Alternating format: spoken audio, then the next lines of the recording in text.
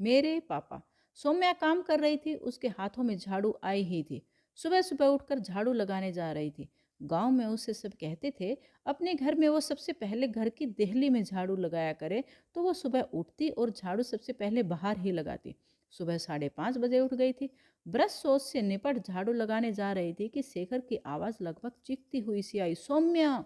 सौम्या अंदर आई और झाड़ू फेंककर सीधे कमरे में भागती हुई आई और आते ही बोली, क्या हुआ शेखर?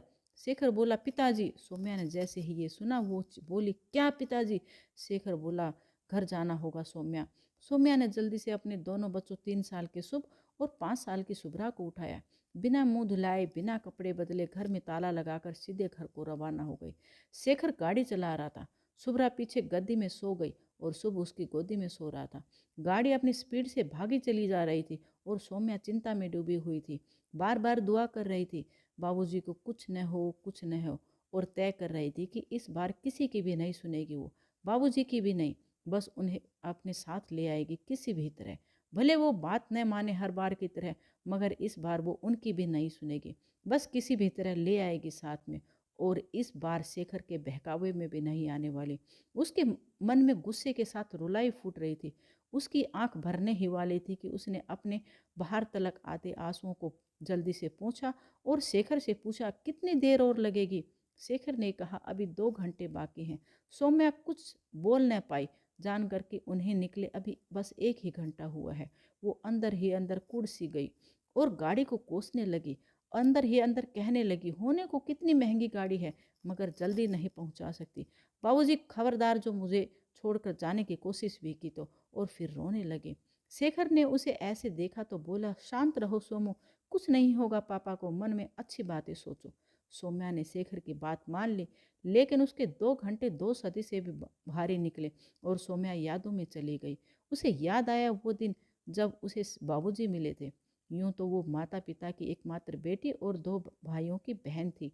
माता पिता ने अच्छे से पाला, मगर वो सांवली थी, इसलिए शादी में दिक्कत हो रही थी। इस बात के लिए अक्सर माँ उसे हजारों तरीके से सुंदरता बढ़ाने के तरीके इस्तेमाल करने को मजबूर करती और पिता को चिंता होती कि उसकी शादी न हुई तो वो बोझ बनी रहेगी उम्र भर उन पर। जबकि सौम्या अच्छी जॉब करती थी, अपने पैरों पर खड़ी थी, मगर सांवला रंग भाई और पिता दोनों को चिंता में डाल देता। सभी यही सोचते कि शादी हो जाए बस। बचपन तक सब ठीक ठाक ही रहा। जब वो बड़ी हुई तो उसने बीएससी करके जॉब कर ली। एक रोज उसे ऑफिस से आते ही पता चला उसे देखने वाले आए हैं। ये 11वें लड़के वाले थे। लड़के का नाम था शेखर। उसे कहा गया सामने आने को। वो आई और चुपचाप सामने बैठ गई। सामने लड़के के माता पिता बैठे थे। माता का नाम जानकी और पिता का नाम सोहनलाल था, जिनकी 2 दुकानें थी जो बीच बाजार में होने की वजह से खूब चलती थी और वे धन्ना सेठ थे। जब उसने उनके पैर छुए तो सास ने कुछ नहीं कहा, मगर ससुर जी, उन्होंने बहुत प्यार से बेटी जीती रहो यह कहकर उनके सिर पर हाथ रखकर आशीष दिया। उसे उनके हाथों में पिता का स्पर्श मिला। उसके बाद रिश्ता पक्का हो गया। उस वक्त लड़के ने भी पसंद आने की हामी भर दी, लेकिन 2 दिन बाद दहेज को लेकर रिश्ता मना हो गया, जबकि रिश्ता सांवलेपन की वजह से टूटा। शेखर, जिसे वो एक नज़र में पसंद आ गई थी, वो तक शादी से मना करने लगा और उसकी सासू माँ ने तो रिश्ता न करने के लिए अड़ गई। उसके माता पिता को लगा कि रिश्ता मना है और चिंता होने लगी कि सौम्या का क्या होगा। ऐसे में माँ को भाभीियों के ताने जीना मुश्किल करने लगे। पिता भी सही से बात नहीं करते और सौम्या तो ऑफिस को निकल जाते और घर आने का मन न करता। सोचते या तो वो घर छोड़ दे या फिर रास्ते में ही उसकी मौत हो जाए। जिंदगी धीरे धीरे और दूभर हो गई। 2 हफ्ते गुजर गए और उनके लिए नफरत सी बढ़ने लगी घर में। ऑफिस में सबसे स्मार्ट लड़की घर में कुछ न थी, किसी की नज़र में कोई इज्जत न थी उसकी, और इन सब से सौम्या परेशान रहती। ऐसे में एक दिन सौम्या रास्ते में एक पपी को लेकर एक जानवरों के क्लिनिक में गई। वहाँ शेखर के पिता मिले, जो अपनी पालतू बिल्ली के लिए आए थे। उसने उन्हें नहीं पहचाना, लेकिन वो पहचान गए। उन्होंने कुत्ते के बारे में पूछा। जो हुआ था उसने कह दिया और कुत्ते को लेकर घर आ गई। उसने सोचा, उसे सुनना तो वैसे भी पड़ता है, थोड़ा और सुन लेगी, मगर पपी को अपने साथ ही रखेगी। वो उसे पाकर बहुत खुश हुई। अब वो खुश रहती। ऐसे में उसकी खुशी बढ़ाने शेखर के पिता सोहनलाल उसके घर आए और सौम्या के पिता से बोले, उनके बेटे की शादी सौम्या से ही होगी और इतना कहकर उन्होंने सौम्या के सिर पर हाथ फेर कर कहा, चिंता मत करो बिटिया, तुमको मैंने अपनी बेटी माना है। तुम्हारी शादी आज से मेरी जिम्मेदारी है। आज के बाद जो कोई भी कैसी भी परेशानी हो अपने पिता को बताते हुए शर्माना मत। मेरी कोई बेटी नहीं है, अब से तुम मेरी बेटी हो। ये पिता जान लड़ा देगा मगर ये शादी करवा कर दम लेगा। इतना कहकर वो चले गए। सौम्या समझ नहीं पाई थी कि आखिर वो उसके लिए ऐसा क्यों कर रहे हैं। उसने पूछा, जब वो किसी को पसंद नहीं है तो आखिर क्यों चाहते हैं कि उसकी शादी उनके बेटे से ही हो। सोहन लाल ने कहा, तुम्हारे जैसी दयालु, काबिल और स्मार्ट लड़की को अपनी बहू बनाकर सौभाग्यशाली बन जाऊंगा, और मेरा बेटा भी। रंग कुछ नहीं होता बेटे, दिल होता है, और तुम्हारा दिल बहुत सुंदर है। सोहन लाल के मुंह से ये सुनकर सौम्या का दिल भर आया। उसने उनको अंकल कहकर शुक्रिया कहा तो वो बोले, पापा बोल मुझे, मैं तेरा ससुर नहीं पापा बनूंगा। इसके एक हफ्ते बाद ही उसकी शादी शेखर से हो गई। शादी के बाद भी सब उसे पसंद नहीं करते। ऐसे में बस ससुर सोहनलाल जी ही उसका साथ देते। सास से बहस करते, उसके लिए शेखर को समझाते, बड़े दोनों बेटे और दोनों बहुओं को भी डांट लगा देते कि उसके साथ सही से रहें, और उस पर भरोसा जताते कि वो अपने सरल व्यवहार और प्यार से सबको अपना बना लेगी। सौम्या उनकी अपेक्षाओं में उनके प्यार, भरोसे और साथ के दम पर खरी उतरी थी। उसने शेखर का मन जीत लिया। शेखर को एहसास हो गया कि उसे बेहतर जीवन साथी मिली है, और सास माँ न बन पाई मगर ससुर पिता जरूर बन गए। जेठानियों ने देवरानी बना दिया और उनका व्यवहार न बदला और परेशानी खड़ी करती रही। लेकिन ससुराल में उसे जो भी परेशानी आई, पिता रूप ससुर उसके लिए ढाल बन गए। एक तरफ जहाँ उसके अपने माता पिता और भाई भाभी ने उसे बोझ समझा था, वहीं शेखर के पिता उसका साथ देते। उस पर जेठानियों के अत्याचार बढ़ने लगे। वो उसे जलील करने का कोई बहाना न छोड़ती। जब कुछ न मिलता तो रंग के नाम पर उसे ताने कसती या फिर शेखर को भड़काती। शेखर गलत संगत में रहने लगा, सौम्या को मारने लगा। वो सब चुपचाप सहती। आखिर एक दिन ससुर जी ने शेखर से कहा कि वो अलग हो जाए। पहले तो शेखर नहीं माना मगर फिर मान गया और सौम्या को लेकर दूसरे शहर चला आया। उसके जीवन में जितनी समस्याएं थी, सौम्या ने ससुर जी के साथ से सब दूर कर दी। शेखर फिर सही रास्ते पर आ गया। उसे सही और गलत का पता चल गया। ऐसे में एक रोज सौम्या की सांस गुजर गई। ससुर जी अकेले हो गए। वो अपनी पत्नी से बहुत प्यार जो करते थे। सौम्या उन्हें कुछ रोज अपने साथ ले आई मगर उनका मन न माना और वो वापस चले गए। जब तक कमाते रहे तब तक कुछ न हुआ, लेकिन फिर दुकानें बेटों ने संभालनी शुरू कर दी और बस सोहनलाल के बुरे दिन शुरू हो गए।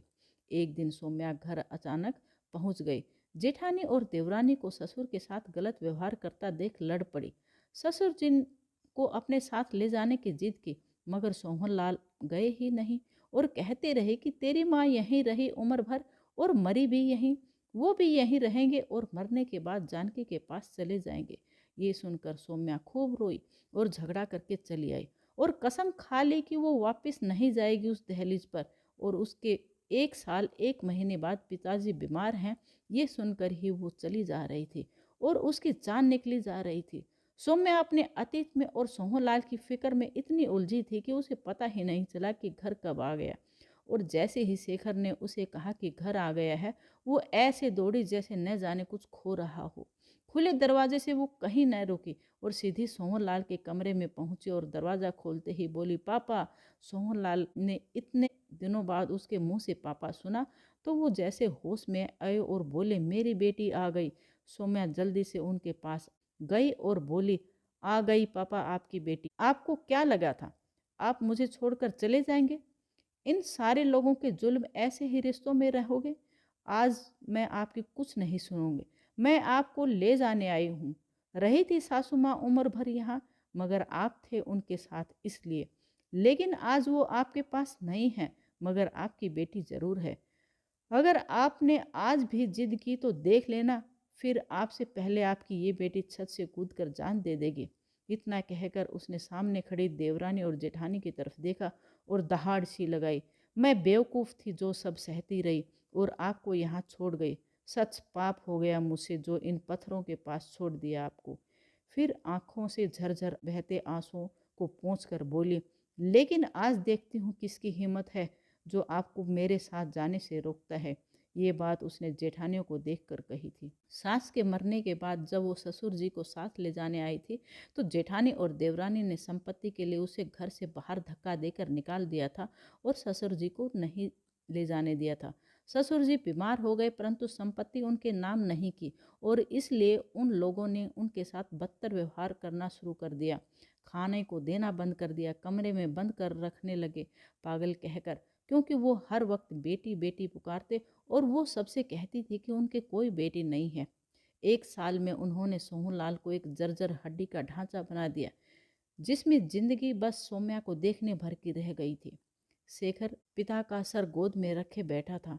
जब सौम्या ये सब कह रही थी तब शेखर चीखा, सौम्या पापा। सौम्या दौड़कर आई और जोर से चीखी, पापा। न जाने क्या हुआ, सोहनलाल की सांस फिर से चल पड़ी और आंखें उसे देखने लगी।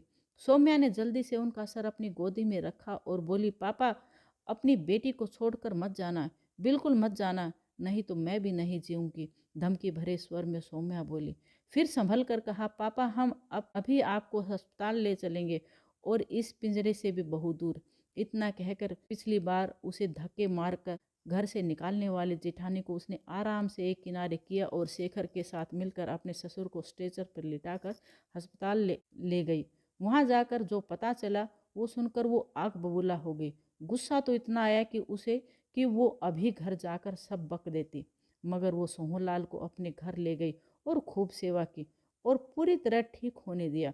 और जब उनके साथ सर उठाकर उनका बाकी का सामान लेने आई तो उसने सोहनलाल की जायदाद अपनी देवरानी और जेठानी के मुंह पर दे मारी और बोली, इन्हीं कागज के टुकड़ों के लिए तुमने मेरे पिता की ये हालत बनाई है ना, तो ले लो इन्हें। मुझे मेरे पिताजी चाहिए थी, बस वो मिल गई। अब मैं तुम लोगों का मुंह तक न देखूंगी और याद रखना मेरे पापा पर अपनी गंदी नज़र मत डालना फिर से। और फिर सोहनलाल के बाकी 2 बेटों के सामने गई और बोली, लानत है ऐसे बेटों पर जो अपने पिता का मान न रख पाए, जो जायदाद हासिल करने के लिए उनको भूखा रखे। अरे कोई गरीब मंदिर में चला जाता है तो वो भगवान भी उसे प्रसाद देकर तृप्त कर देते हैं, जानवर तक को रोटी खिला देते हैं, और आप दोनों को शर्म नहीं आई अपने पिता के साथ ये सब करते हुए? और थूक दिया दोनों के पैरों पर। और सोहनलाल का सामान जो शेखर ले आया था उसमें सासू माँ की तस्वीर लेकर बोली, चलिए पापा माँ को भी ले चलते हैं। और सोहनलाल को संभाल कर अपने साथ ले चली। दूर दूर तक लोगों ने ये तो देखा था कि कैसे एक ससुर पिता बनता है, मगर आज उन्हीं लोगों ने देखा कि कैसे एक बहू बेटी बनती है। इसकी लेखिका है लता शर्मा यानी सखी जी। मैं उनका आभार प्रकट करती हूँ। तो दोस्तों, आपको ये कहानी कैसी लगी कमेंट करके मुझे बताना। यदि आपको ये अच्छी लगी है तो प्लीज़ इसको लाइक कर दें, चैनल को सब्सक्राइब कर दें, ताकि आपको हर दिन ऐसे ही रोचक कहानियाँ सुनने के लिए मिलती रहें। वीडियो देखने के लिए धन्यवाद।